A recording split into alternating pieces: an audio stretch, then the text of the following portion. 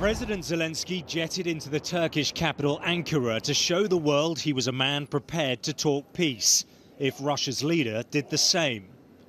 But as he arrived, it was clear that it would be a no-show from his nemesis. President Zelenskyy, Sky News, do you have a message for Vladimir Putin? I'm here. I think this is very clear message. A meeting with President Erdogan was a chance to talk next steps and increase the pressure on the Russians. How are you? Good. Consideration too on how to engage with the low-level delegation the Kremlin had sent to Turkey. By coming to Turkey and effectively daring Vladimir Putin to do the same, President Zelenskyy is sending a message to the world, and in particular the American administration of Donald Trump, that Ukraine is not the barrier to peace.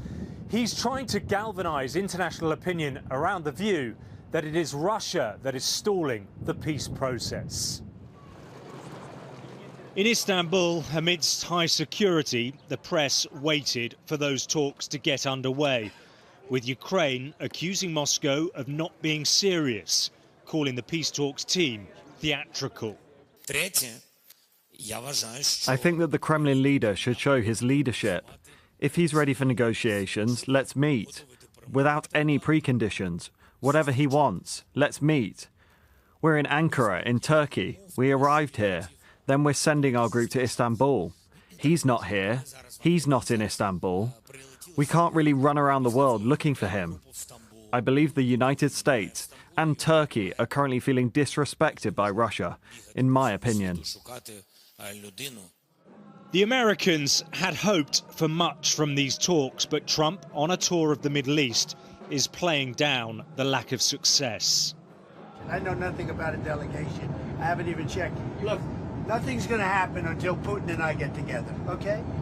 And obviously he wasn't going to go. He was going to go, but he thought I was going to go. He wasn't going if I wasn't there. And I don't believe anything's going to happen, whether you like it or not, until he and I get together. But we're going to have to get it solved because too many people are dying. And at the Kremlin, it was clear there was no sign Putin was feeling the need to get on a plane. His negotiating team in Istanbul talking up the process, but his foreign minister launching this attack. At first, Zelenskyy was making some statements demanding that Putin come in person. He is a pathetic man. Everybody understands, except perhaps himself and those who control him. Why is a ceasefire needed? To pump Ukraine up so it can prepare to negotiate from a position of strength.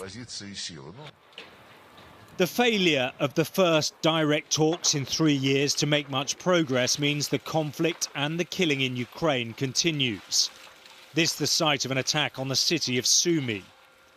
There is still a flicker of hope that the peace process can gain some momentum, but at the moment the war shows no sign of ending. Alex Rossi, Sky News,